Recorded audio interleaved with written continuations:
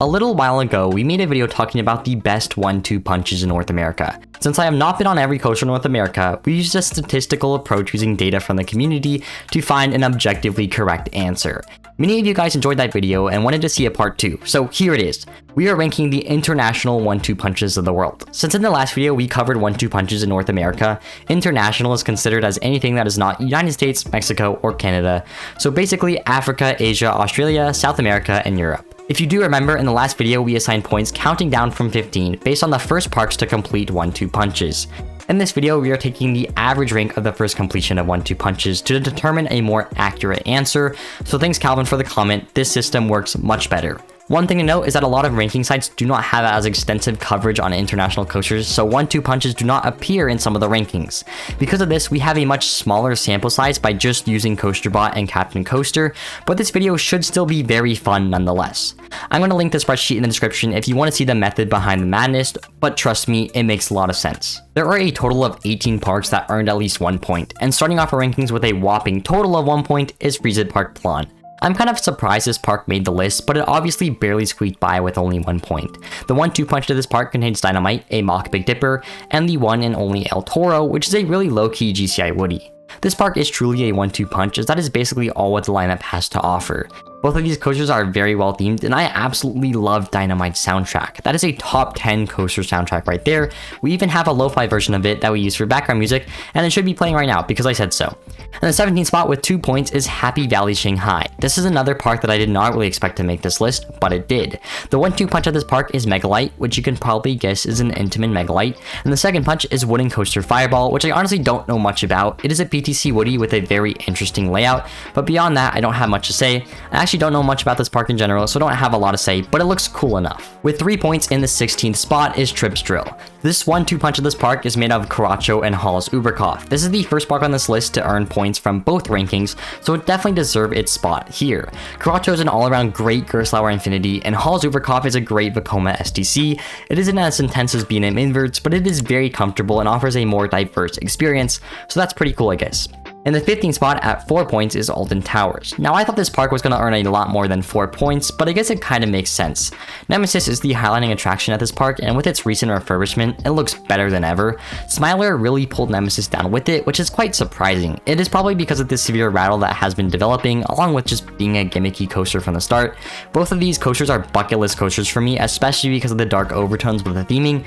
I can't wait to get out to Alton Towers one day, and I really thought this would be a lot higher, but at least it gets some recognition. The next park stands at 6 points, and that is Toverland in the Netherlands. The 1-2 punch at this park is made up of Phoenix and Troy.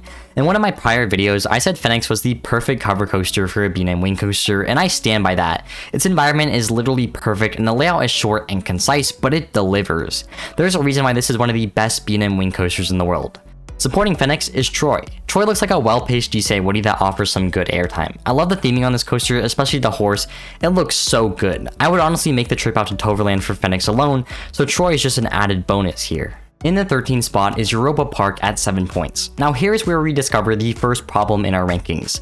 CoasterBot's rankings are done yearly, so coasters like Voltron are not included in the list. Because of this, Europa Park only won points with Captain Coaster, which is updated constantly. Fortunately for us, it only affects this park right now, but when Hyperia opens, it might change the rankings.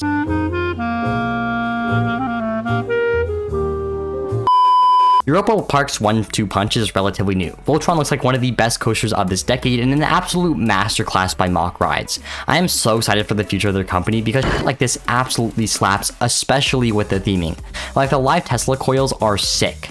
Woda and Timber Coaster supports Voltron, which makes a lot of sense. The Blue Fire clones have grown old for a lot of people, and Silver Star is on the bottom half of the B&M Hyper model, so Voltron and Woda and Timber Coaster make a solid 1-2 punch. With 8 points, there's a tie for the 11th and 12th spot. This tie goes between Hansa Park and Parque Warner Madrid. Both of these parks have a true standout, but not really a second one. Hansa Park has the one and only Cardan, which is probably one of my most anticipated coasters. The combination of layout, theming, and forces just looks insane.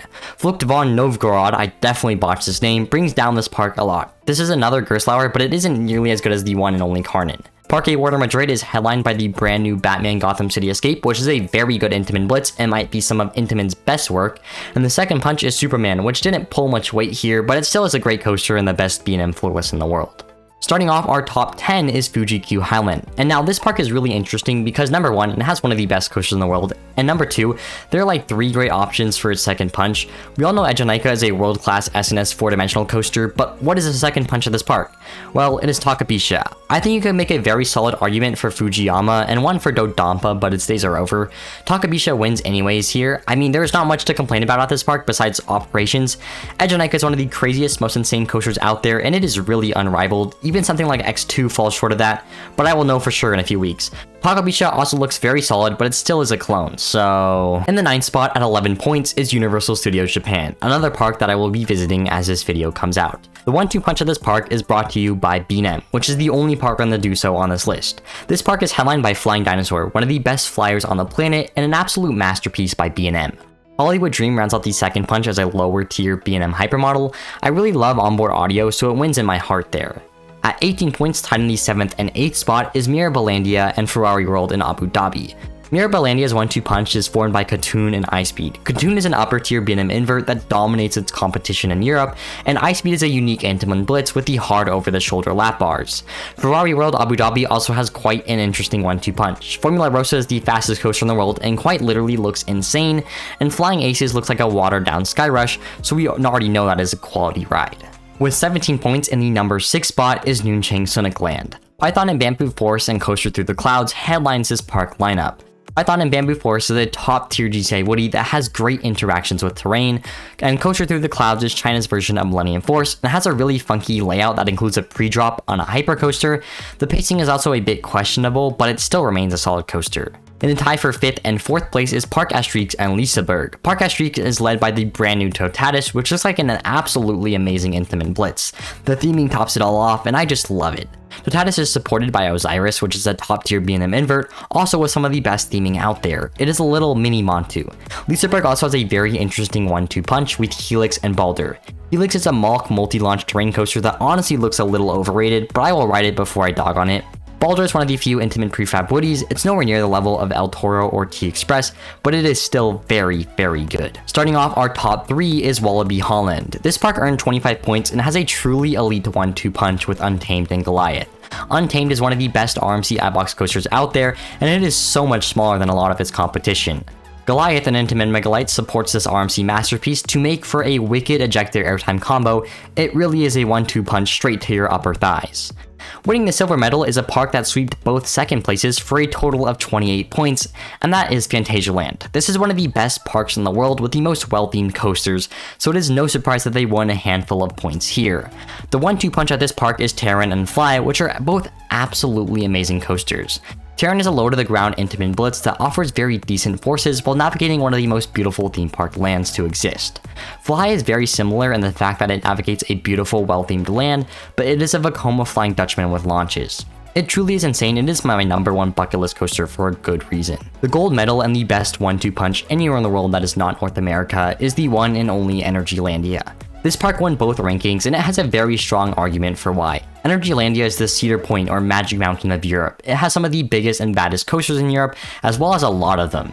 Zadra is a top 3 RMC iBox coaster for most people, and Hyperion is a world-class Intamin hypercoaster. I mean, it is self-explanatory why these two together win so many points for Energylandia.